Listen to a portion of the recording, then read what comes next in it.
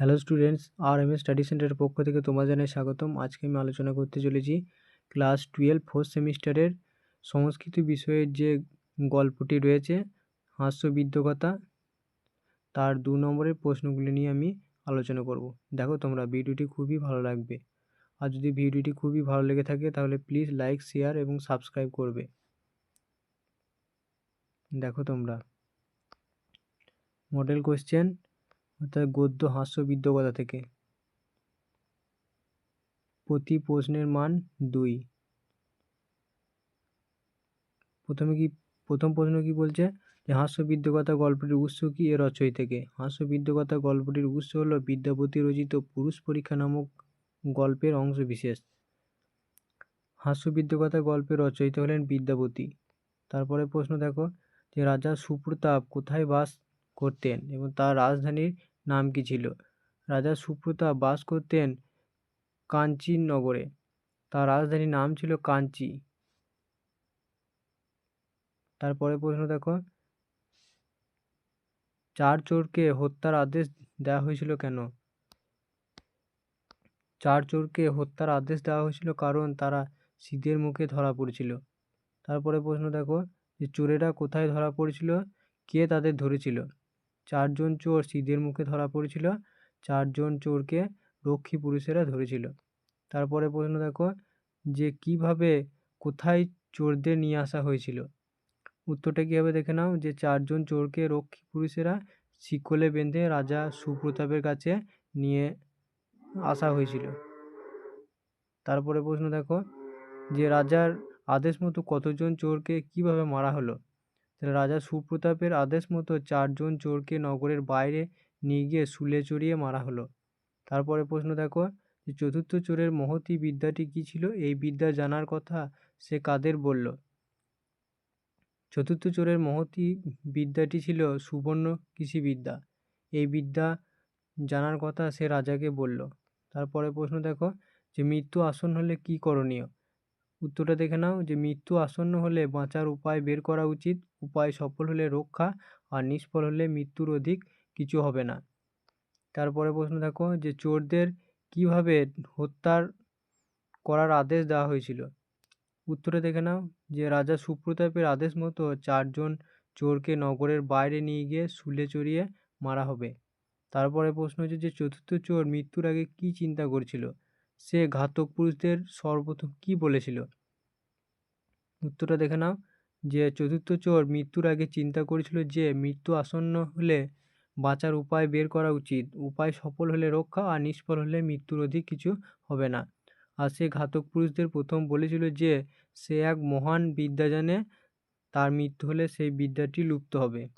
তারপরে প্রশ্ন দেখো যে রাজরক্ষীরা কোথায় কতজন চোরকে ধরেছিল। রাজরক্ষীরা চারজন চোরকে সিধের মুখে ধরেছিল। সোনার বীজ কে তৈরি করেছিল, বীজের আকৃতি কেমন ছিল। সোনার বীজ চতুর্থ চোর তৈরি করেছিল এবং বীজের আকৃতি ছিল সর্ষের দানার মতো। তারপরে দেখো যে সোনা চাষের জন্য কোথায় জমি প্রস্তুত করা হয়েছিল। রাজান্তপুরে ক্রীড়া সরোবরে তীরে জমি পরিষ্কার করে সোনা চাষের ক্ষেত্র প্রস্তুত করেছিলেন। তারপরে প্রশ্ন দেখো সোনা চাষের পদ্ধতি কী।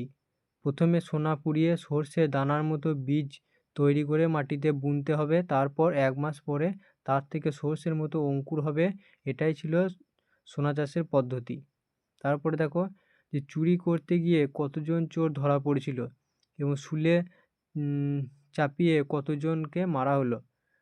উত্তরটা দেখে নাও যে চুরি করতে গিয়ে 4জন চোর ধরা পড়েছিল এবং শুলে চাপিয়ে 3জনকে মারা হলো।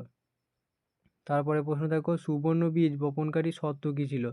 সুবর্ণ বীজ বপনকারী শর্ত ছিল যে কখনো কোনো দিন চুরি করেনি সে সুবর্ণ বীজ বপন করতে পারবে।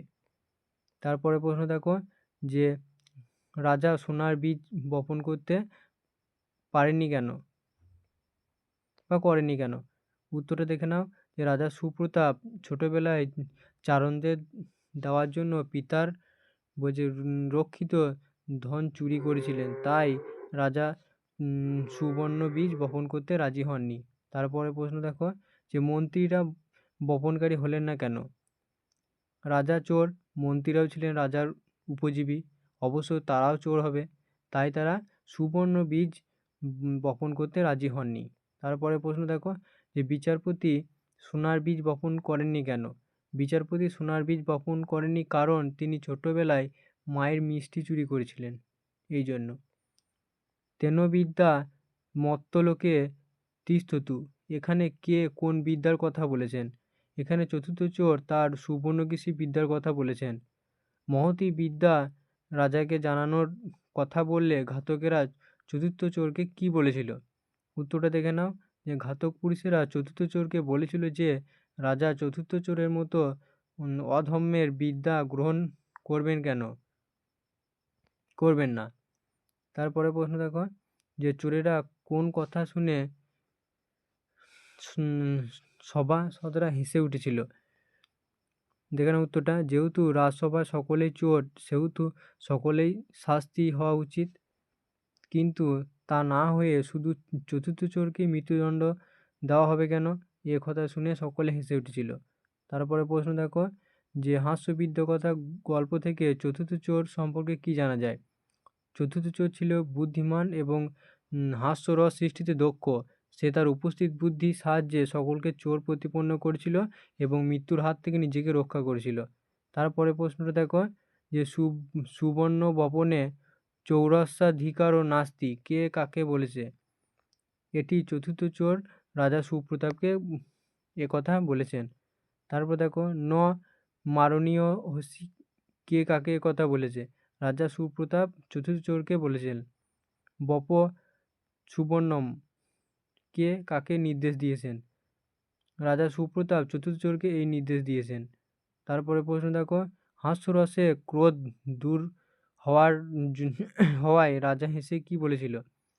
হাস্যরসে ক্রোধ দূর হওয়ায় রাজা হেসে বলেছিল যে চতুর্থ চোরকে মারা হবে না, এই চোর বুদ্ধিমান এবং হাস্যরস সৃষ্টিতে দক্ষ এবং তাই তার কাছে থাকুক। তারপরে দেখো যে রে চৌর কাং বিদ্যা জানাসি, এখানে বক্তাকে প্রত্যুত্তরে চোরটি কি বলেছিল? এখানে বক্তা হলেন রাজা সুপ্রতাপ।